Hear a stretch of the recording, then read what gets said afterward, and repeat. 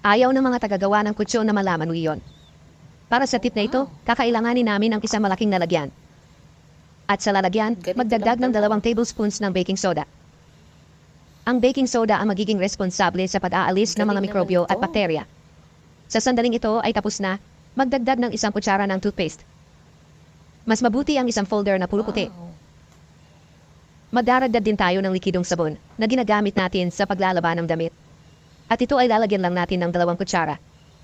At ngayon ihalo na. Sa huli, magdagdag ng sapat na tubig para masakop. Pagkatapos, ihalo para sa huling pagkakataon.